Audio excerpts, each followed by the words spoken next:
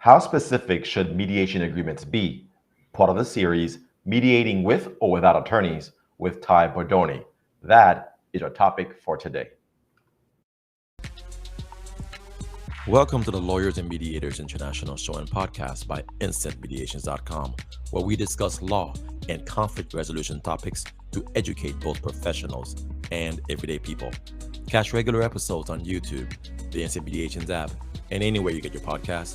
Just remember, nothing in these episodes constitutes legal advice, so be sure to talk to a lawyer, as cases are fact-dependent.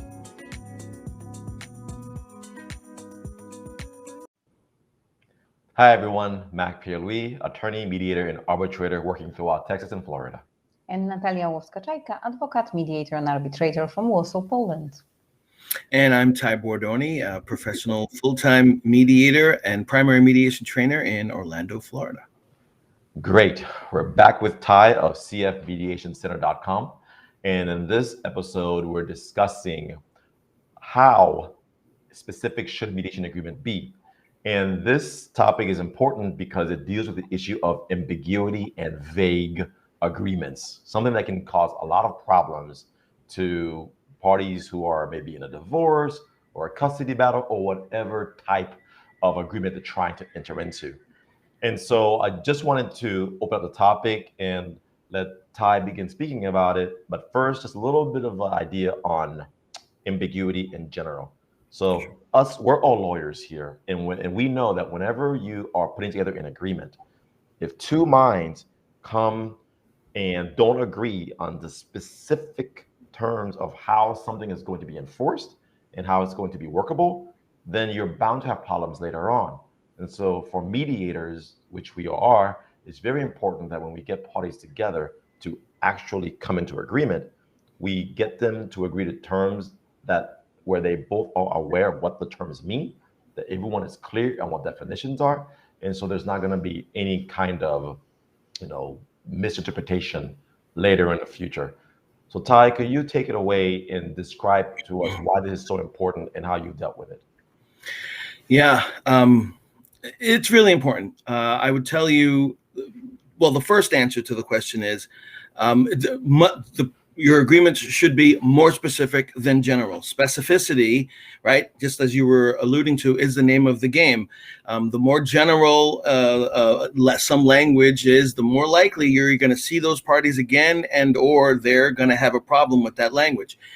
The problem, however, comes specifically, and in this instance, the reason I thought this was a good topic was because sometimes we have both of the parties are unrepresented, right? And so when both of the parties are unrepresented, the mediator, we're not there as an attorney, we're not there as an advocate, we can't give legal advice, we are there as a mediator. Now, I do believe that a mediator's role is also based on experience, to ask questions so that we can fill out, and try and address this whatever topic and issue that we're talking about with as much specificity as we can. The problem is you can't foresee everything, and sometimes you have to be careful, especially when you have unrepresented parties. I don't want to inadvertently open a can of worms, right? And so in this one instance I'm thinking about, I had unrepresented parties, and a lot more often than not, the parties aren't very sure. I'll pay for everything. One party is not you, but in this one case, this one party, one of them was I don't know what happened, but for whatever reason, they were like, yes, I'll take care of everything. Yes, I'll take care of everything. Yes, I'll take care of everything. And when we got to this one, bit of language, and it had to do with who would pay for, moving costs, right? There can be a lot there, and there can be a lot of costs. And so my question to them was, okay, what moving costs are we talking about? And for the most part, they wanted to leave it general because, well, we can figure it out. And with some individuals, you get the sense, boy, they can't agree on a thing. And with others, you get the sense they're probably okay. And in this instance, I got the sense, well, they're pretty good. They're doing a very good job. And so I had less of an issue with it. But by the same token, I didn't want to open up cans of worms. And so I gave them the language that they seemed okay with. And then the other thing is, right, I will always make sure I'm not going to sign it right away with unrepresented parties. I'm going to send it to them. Please review it.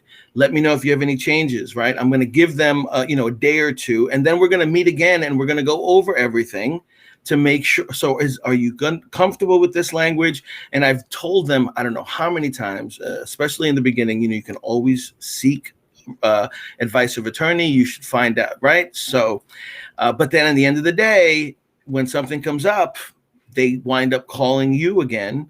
So this is, for mediators as well as for unrepresented parties, really consider what it is that is going to be, what the language is going to be. You need to be careful what you really want, because it needs to be specific. And if you really want to have something done, please remember to place it there.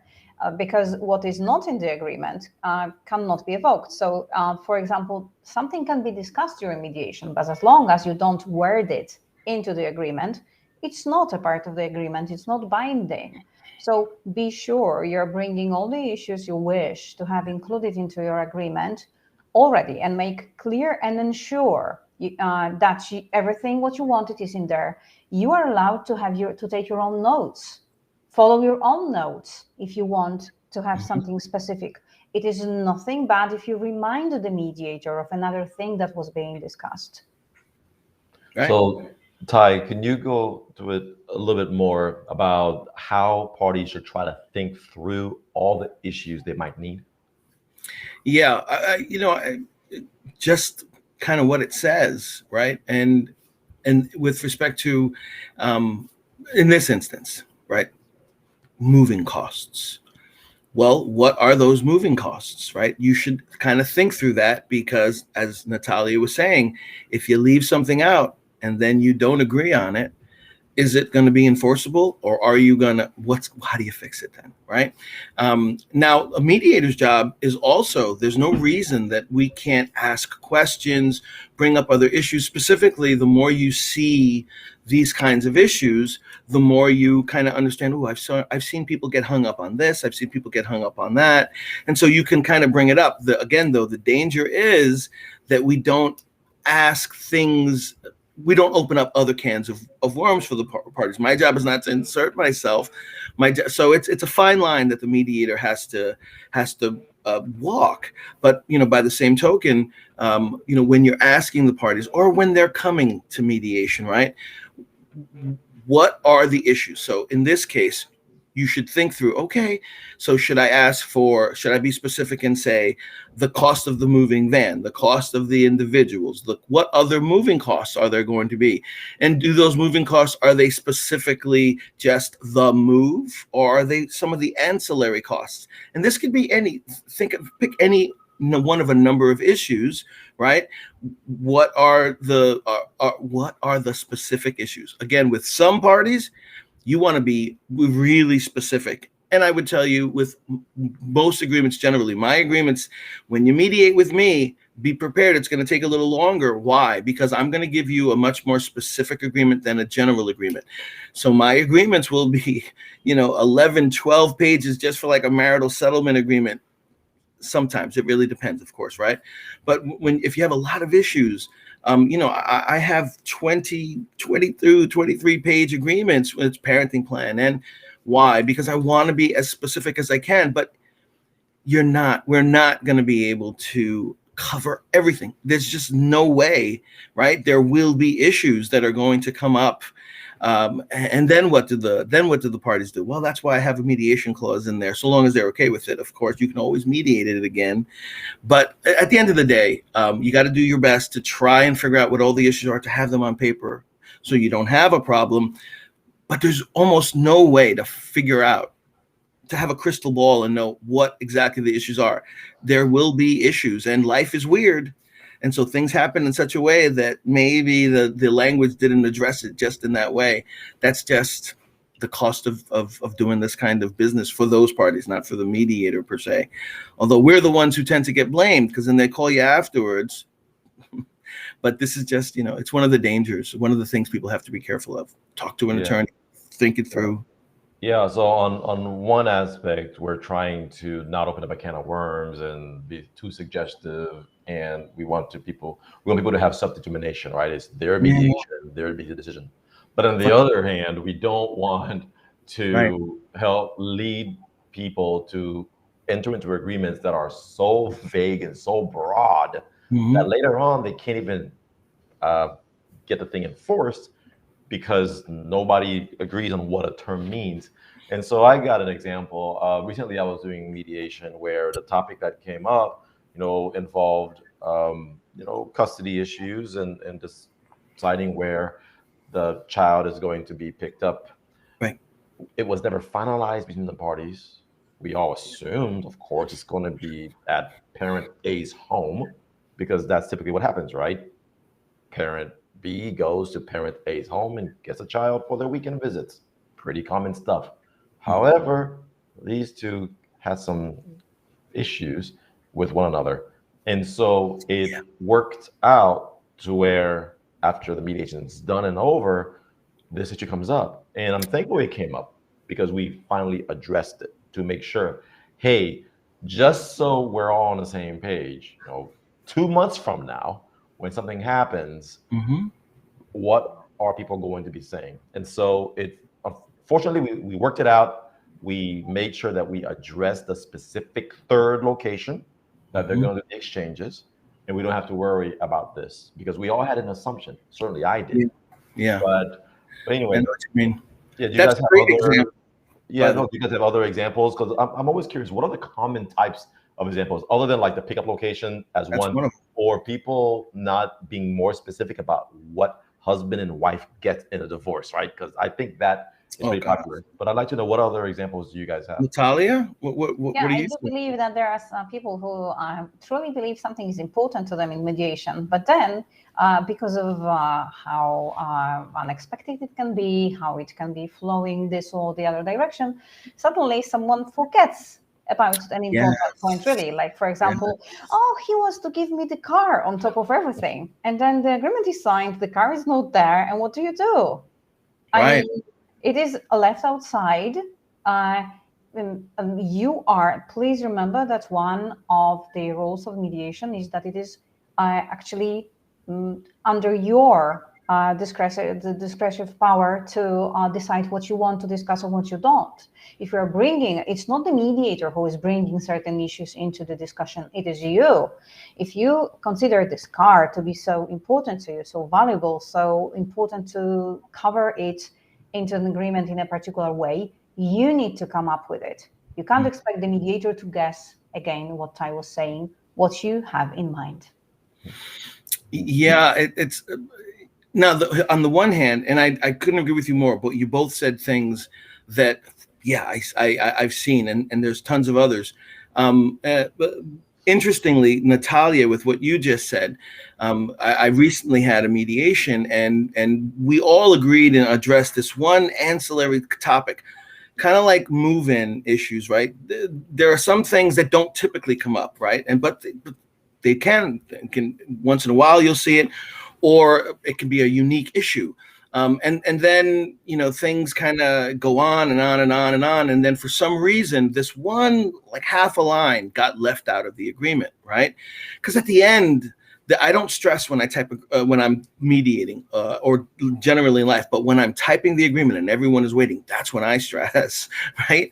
And because then you have to read it, and then there's going to be changes, especially when they're attorneys, right? Then you have to go through it again, and then you electronically sign it. It can take a while after you've completed the agreement, so to speak, like that first draft. Luckily, everybody was open to simply amend a one-page amendment that I sent around to everyone, and then I added it in the end. My concern, though, is what if one of the parties says, "Oh, sorry, we signed. It's not, oh, then what happens?" Exactly. And then with respect to, again, we want to be careful. At the end of the day, there were attorneys, and they everyone signed off, but still, I felt like, you always take, I take responsibility. And then to the point that you said, Mac, right, we all understood that they were going to pick them up from each other's homes. And so I would tell you that happened to me way back when, and it never happened again, because now I always say, right, because every mediation, like that American painter who would say, there's no mistakes, there's only happy mistakes or something. Point is, there's no mistakes in mediation. There's just learning opportunities. And so now I'll always say, and if for some reason it doesn't work out, that you can't go to the other's home, is there some, and so there'll always be something, they'll say something like, or some mutually agreed to equidistant point between both parents' homes, or now I will ask for that alternative just in case, and I'll put it in there, right? Unless the parties shall mutually agree otherwise. So there's some language, right, that mediators will, in time, will learn, oh, you know what, let me address this. Let me say it like this. And so there's a lot of things now that my agreements, I'll ask. I don't just put it in there, but I'll say, hey, let me ask you. Like, for instance, when we're talking about passports for the minor children, right? I've now learned, because I've seen it a few times and it's become an issue, what happens if we always ask them, will you both share in getting everything you need when you have to do it? And they say, of course we will, or I'll pay for it, whatever they say. But then I don't stop there. I'll say, and let me ask you, let's say in the future, one of you has a passport and you lose it. Who do they pay for it, or will you? And they're like, oh yeah, they'll pay for it. And I just like to ask that now, based on my experience in the past, right? And so, now move-in doesn't come in a lot, but when it does, now I'm going to say, let me ask you, right? Every time something happens, it's a learning experience. That's the positive for mediators, not for parties, because hopefully they don't have to go through it again. Yeah, no, I think that's awesome. The people who are listening or watching this may actually be very interested in all these experiences that we've had, because we've seen it all, right? Like, here's one example. Some years ago, there was a mediation that had been done. I was not part of it, but I became the attorney trying to clean up the mess later on. But the people who went to mediation, it was a divorce, husband and wife. They agreed on everything. But in this unique situation, the husband was to keep the car, okay, the SUV, and wife was, I'm sorry, let me take a step back. The family vehicle was to go to the wife, but it was under husband's name. Right. And they didn't address how the car was going to be insured. Now, what do we assume? We're going to assume that the person who gets the car is going to insure the car. Okay. Well, of course, right after the divorce, before the insurance papers are finalized, wife crashes the vehicle. That's the problem. This thing is still under husband's name. They're divorced, and husband's insurance is contacting him. Basically, it was a mess. So it really goes back to the point, like, sometimes we need to bring up, hey, what happened? X, Y, and Z happened, because they're unforeseen. We can't guarantee what's going to happen, but we got to bring it up. That's a great example. Parties are forced to address it right then and there. Agreed. So we can keep them having problems later on in the future. Yeah, I couldn't agree more. That's a great example, because that's exactly the reason why, right? Or the house, same issue, right? Whose name does it stay in? Oh, you're going to stay with the house? Okay, but it's in both of your names. So are you okay that it stays in your name? Or do we have to address it coming out of your name? And if so, how? What would be the length of time? And if it doesn't, are you okay with that? By the same token, well, so-and-so is staying with the house. Okay, great. And what are all of the costs that they are going to HOA, insurance, utilities, right? All of those. And there's a long list. And then I hate to ask, but what happens if it stays in both names and someone stops making the payments? Then what happens? And if there's a deficiency, who's responsible? So again, yes, asking questions that are very uncomfortable that they didn't anticipate. Sometimes we do have to do that. Absolutely. Absolutely. And also the role of the attorney in mediation. Sometimes you might want to be with an attorney because it is like another 4i for you. You were bringing up a certain issue. It's not just the legal advice. There is someone with you who is also following the agreement, seeing that everything was included, that everything you wanted is being followed upon. And so you can speak to attorney before the mediation or before signing the mediation agreement. That's right. So Key. you can really be economic with your costs in terms of legal advice. But if you want to have just to double check that someone was there, ensured, please remember, all of us do speak out of our own experiences sometimes, because the law is the law, but then there is life. And the more people go through, and the more there is a different variety of issues that come up with. So the law stays mainly the same as it was, but the life relationship develop, and there will be more and more issues coming, and you need to have a second opinion of someone who is going through that. So maybe what you are planning for yourself, for example, your ex-partner helping you to move, whereas you are in strong conflict. Is it a good idea? Maybe it has to be solved otherwise to pay for the movers, rather than being there and actually exposing yourself to a situation where someone can just explode even during such a situation. Right. Having said that, I would like to wrap up. This is just a few examples of what we from our mediation practice can say about how specific mediation agreements should be. If you are interested in hearing more, we'll be for you with some other topics. And please be sure to connect with us. Signing off. All right. Till next time. Well, a pleasure. That was pretty good.